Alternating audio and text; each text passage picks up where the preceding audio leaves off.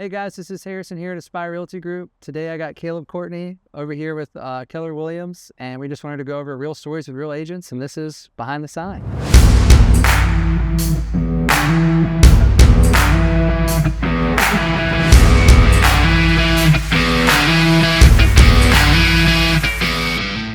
Let's do it. So Caleb, tell me, what got you into real estate? Man, first off, I never thought I was going to be a real estate agent. I'll Yeah? tell you that. There was no trajectory of my life that ended with me being a real estate agent. I was going to be Okay. like a rock star, or I was going to be like a pastor, or I was going to be like a travel vlogger or something. So Very I don't different. know what, and that's probably similar with a lot of real estate agents. But honestly, I think at the heart of it, I just ended up liking working with people. Okay.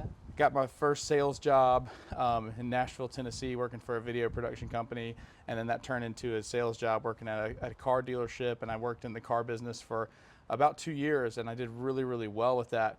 And that's kind of what led me towards real estate, was really sales and working with people. Okay. So just like the next step up of all right, how can I continue my sales career at a different pace almost? Yeah, so at that time, I was kind of closing a chapter of my life working in the music industry in Nashville. And I found that this job in sales kind of because I just had to pay the bills. It was something that you just got to get it done. And I ended up doing really well with it. And I liked working with people. And I realized I had the tolerance. I liked building the relationships. However, after about 18 months of selling cars, I realized that in car sales, I was constantly putting these people in worse financial situations than they would come back. You buy a car, you drive off the lot, and it's worth 75% it best of what it was. And so I was constantly feeling like, oh man, I was burdening these people with these high payments. And I was a very good salesperson, but I just felt bad about what I was doing a lot of the time. And that's what kind of led me into real estate, because I've been able to help people build wealth, buy an asset that appreciates traditionally over time, and come back in a better financial situation. People that are building their dreams, building their lives, instead of just buying something kind of fun for the weekend. Yeah. I'd say that's kind of how I got into real estate sales more than anything. Okay, no, that's awesome. So it's funny always hearing everybody's different stories. So to go from car salesman to this, and also music, like you said, out of left field. No, I'm in sales now. Very different. Well, so my wife and I had this agreement that if we would always say, if shit hit the fan and we couldn't pay our bills, I would always sell cars. It was basically always a backup. It was kind of a joke that we never thought was going to happen. And then Life shit hit the happens. fan, Yeah. it happens. And then we're like, well, I guess it's time to do this. It's always something I felt like I could do to turn a dollar if I needed to. But then I started doing it, and I just realized, I'm a natural people person, and I was a car guy. So it was easy to just talk about cars, and it was specifically Jeeps. I really enjoyed it. I liked the energy of it. And then I realized commission sales was where I wanted to be, because I could control how much money I made. I remember selling a car, and I think I made $1,000 on a sale, and I was like, my sales manager told me that, and I was like, I just made how much? Because at this point, I'd only ever made maybe $400 or $500 a week for my efforts, maybe $700 or something. Wow. But I was like, I just made a week's worth of work On one car. on one car. Are you kidding me? And I can do that 3-4 times in a weekend. He's like, yeah. And so then I was kind of hooked. And of course, it's not only about the money, but that drove me. And I'm also very competitive too. So I was like, I'm going to sell more than any of these guys in here, just for fun, just to keep it lively. So I thrive in that environment that's kind of high pressure, and the competitiveness of that really, honestly, was the foundation for my real estate sales career, more than anything. So my time in the car business was prepared me more than anything, I think, for being a good salesperson in real estate. Yeah, I bet. So with your career so far in real estate, what's been the most memorable moment you've had, or biggest success story? Man, first off, my life has changed forever. There's been tons of memorable. Every day is memorable, honestly, in this career, because there's so many emotional highs and lows. Yep. When someone's buying a house or selling a house, they're going through one of the biggest moments of their life, often the most stressful, or often something they've planned for years. It's a very high highly emotional time, and honestly, I thrive and I love being there for the people at their biggest moments in their life, big chapter changes.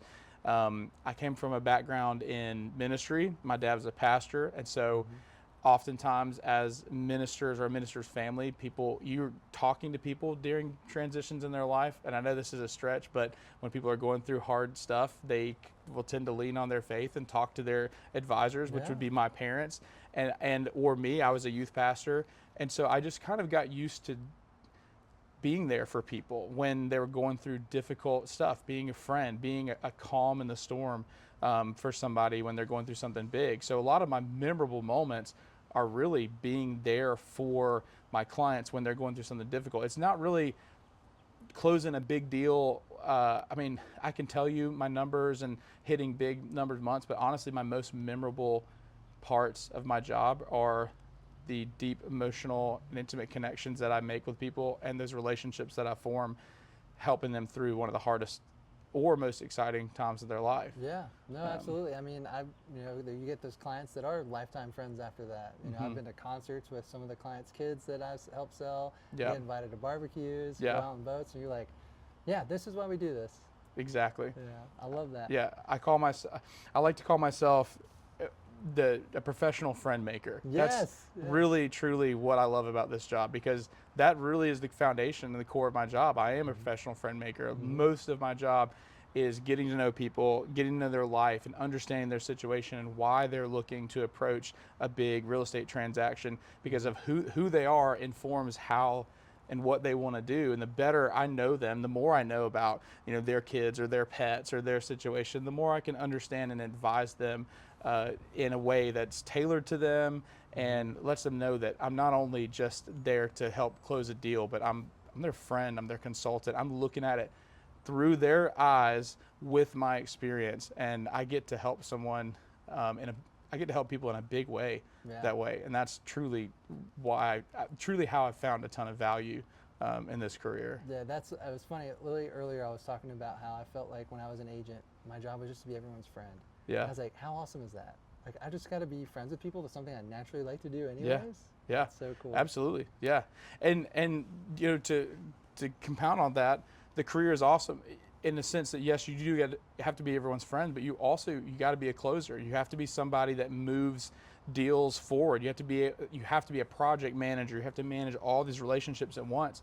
And while a lot of people get into real estate because they just like to help people and they like to be a friend, my background in car sales, that's where I learned to close deals. That's where I learned to ask hard questions. That's how I learned to look someone in the eye and have tough negotiations. Because when you're negotiating a car deal, you're negotiating face to face. Oftentimes in real estate, you might do it over the phone, but a lot of it's over email. So I've learned and became comfortable having difficult conversations, asking questions that move someone throughout the process. And I'm not saying that you're cracking the whip, but you are the person that is responsible for moving someone forward. So you are a friend, but you're also kind of a coach at the same time too during these transactions, where you have to remind someone, hey, here's the positives, the negatives. Ultimately, it's your decision. I'm here to inform you and educate you. But these are the hard, I feel like a lot of real estate agents will avoid hard conversations with their clients, the uncomfortable ones, or the uncomfortable conversations with the other side during tough negotiations. Figuring out that puzzle is so much more fun. And had I not learned how to close selling cars, I think I would have been a terrible real estate agent, because I would have only gone into it with the mentality that I'm a friend, I'm a buddy. But you're also, hey, now I'm a negotiator. Now I'm your negotiator. I'm not only I'm your friend too, but like I'm going to get it done for you. And that at the end of the day is what I think is what the biggest financial value of partnering with a good real estate agent is. Are they a good negotiator? Yeah, I say that's something that people definitely are looking for. Yeah. I don't know if this is too loud or not. It probably is too loud. Waste management over there is trying to ruin my interview. Yeah, right? Can you believe that? These jerks. Doing their job. Doing their job. Oh, nice. Well, on the opposite side of that, what has been like the most challenging thing you've had to do in real estate, or is there like a horror story you have? Either one. So challenging wise, I'd say first thing that comes to mind is when I started my career, just planning financially for not selling anything for a while. That was tough. Yeah. Being an entrepreneur, starting a business, like any entrepreneur, you start a business, it's going to take some while for that to get traction. It's going to take a while for people to trust you. I can repeat that with the, hold on. That good. I could, are you done? Yeah. No, I'm kidding. I'd say one of the hardest parts is just getting started. The amount of time someone told me, but I think I probably just didn't hear it, that it's going to take, that I need to have 9 months to a year of expenses saved up. I did not. Yeah. I had 3 months at best. And so I started real estate, and no one really sells right off the bat. Yeah, I'm in a new place in Wilmington. I didn't know anyone here. I had no contacts here, so I was truly starting fresh. So that was difficult. The planning for that. I moved here, did real estate school, and in my first 6 months sold one house. And I mean, I'm talking like I put rent on a credit card. I was at the end of my financial rope. It was very, very stressful. That was emotionally difficult, very hard. But I believed that I could do this. I believed that I know that I have what it takes. I know I could do this. And then that next 6 months, I closed 17 deals. So it was one deal in 6 months, and then 17 in the next 6 months, which was a total of 18 in a year span. And that was when I was like, I could prove to it. I had to have my back against the wall for that. Yeah. A lot of people don't like, I'm a trial by fire kind of person. Yep. I wouldn't recommend that for everybody because it could break some people. Not that I'm tough, I'm kind of stupid. I just need to be thrown in there, and I won't learn unless I learn. I have to touch the hot stove kind of guy. Yeah, you don't learn from other people's mistakes, you learn from your own. I think a lot of entrepreneurs are like that, but when I learn something really, really well deep in my core. That's something that I learned that I have what it takes to survive as a commission salesperson, and that was huge. Some of the other hardest things, I'd say, the things you're just not prepared for. In real estate school, they teach you how to not be sued, Basically, That's it. They don't teach you how to, the guidance of how to guide people through, and we deal with the craziest stuff ever. Yeah. I mean, one story that comes to mind is I had a seller that was kind of, he's an older guy a little bit. It's hard to say that if it was appropriate for him to really, I don't know that he had dementia, but something. He was not super all there mentally. Yeah, and a little bit challenging. He's selling his house, and I'm representing him. Of course, I'm no psychiatrist or anything, but this man, we had like the buyer show up for an unexpected visit, and the seller pulls a firearm on him, and there's a restraining order filed, and those are the things I'm like, I'm not prepared to deal with this, man. Wow. Also, that's a new one. Put the gun away. He's gonna buy the house. Yeah, right. He didn't tell me he was gonna show up either. I'd say those are the things that are the hardest things. You're constantly waiting for a emergency. You have to be calm under pressure. When you get those calls, you have to be the one who's a calm in the storm. I get it all the time. There's emergencies that pop up all the time. You have to say, okay, we'll figure this out. I hear what's going on. We're going to figure this out. There's so many situations similar to that. I mean, I've had them very recently where a seller I was representing a buyer, but a seller didn't get their deed signed, and he was a Marine, and he got deployed overseas. And so we couldn't close because he didn't sign the deed, and they literally had to search for this guy in the middle of Iraq with his unit and fly him to a base to sign from a notary, and then get that wet signed deed back before we can close. Stuff like that is like, from that's out of what country. And then you got big paychecks that are riding on it, tied up on this. It's like, so I learned early on I would have kind of these commission checks spent in my head and already planned. Now I'm like, I know you have to have 5 ready because one of them's gonna get kind of wild, But that's just, I think that's a bigger planning thing for any entrepreneur as you get to a certain point. I'd say that's kind of the hardest part is the uncertainty. Yeah.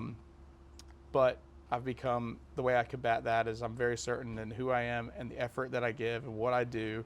And I just show up every day and treat people the way that I want to be treated. The chips are going to fall where they're going to fall. I'm going to be taken care of as long as I'm treating people how I should. Absolutely. And it's funny, so talking about all this, knowing what you know now, what would you tell someone who's pursuing real estate for the first time? Like biggest piece of advice? Biggest piece of advice that I would give myself if I was starting out or someone that's new is that it's all about relationships. People do business with people they know, like, and trust, but that mainly that you need to invest in relationships, invest in people. And I'm not saying just like money, but invest your time, invest your energy, go network, go shake hands, go meet everyone you can, because you never know where your business is going to come from.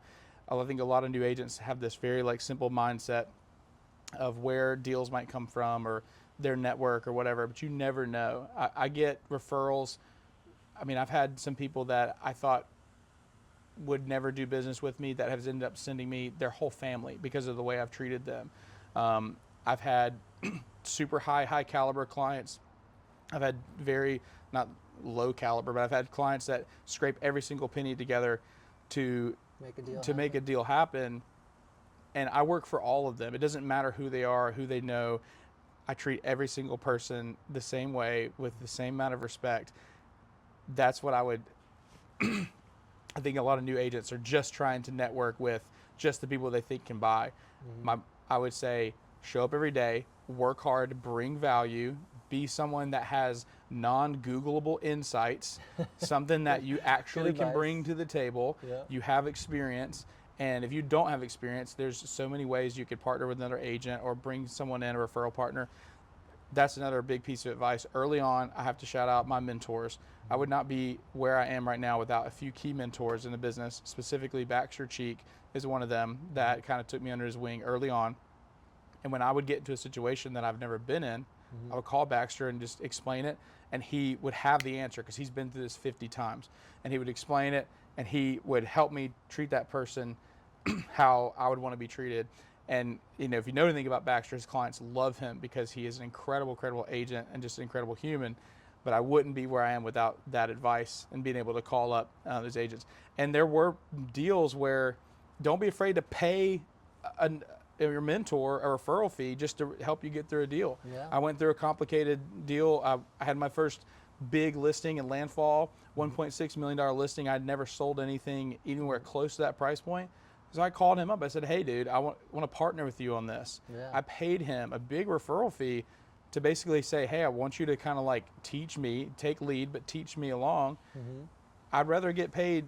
I'd rather get a portion of that than all and nothing, you know? Absolutely. And I walked away with the experience and knowledge, and then it's my name on the sign.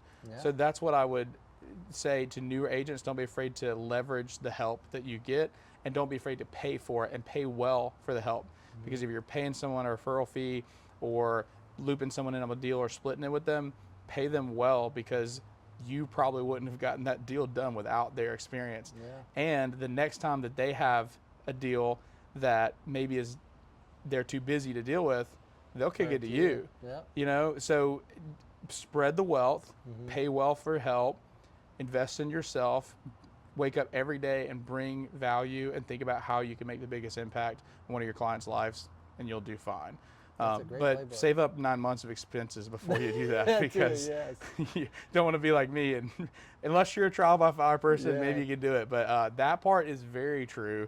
I will say, save up some money before you just start this career fresh, because it takes a little while to get that snowball rolling. I think my Vic told me 3 months of expenses, and I was like, okay, I can do that. And then, I didn't sell anything for 4 months. And thank God I was married, and my wife was helping pay the bill, so I'm doing extra cooking and cleaning around the house. Like, thank you for financially supporting us right now. Oh, yeah. I know. I was doing everything. And both of my wife and I, she had a part-time job, and I was driving Uber like around the clock, and she was too. Just got it done.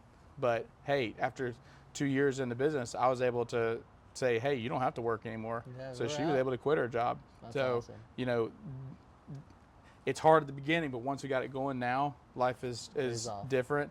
And you know, we've got big plans because of it, which has been awesome. So I wouldn't change a thing now. I'm so thankful for where I am at the moment. That's awesome, man. Yeah. Well, seriously, thanks so much for coming out. Like, appreciate it. Glad to get to know you a little bit more in your story, and hopefully this helped new agents out there, and we'll do another one behind the sign. Yeah, if you want to follow me or hear more of my voice, you can check me out. I got TikTok, Instagram, Facebook. Yeah, follow me there and for more real estate content and more of my ugly face. What's your Instagram? It's Caleb Courtney Realtor, at Caleb Courtney Realtor. Gotcha. Yeah. Make sure they can find Same thing on TikTok as well. Awesome. Perfect. Thanks, man. Thanks, Yeah, dude. appreciate it, man. Right, was Thank that you, good? Harrison. Yeah. Thanks for having me on. Yeah, dude, of course. Appreciate it.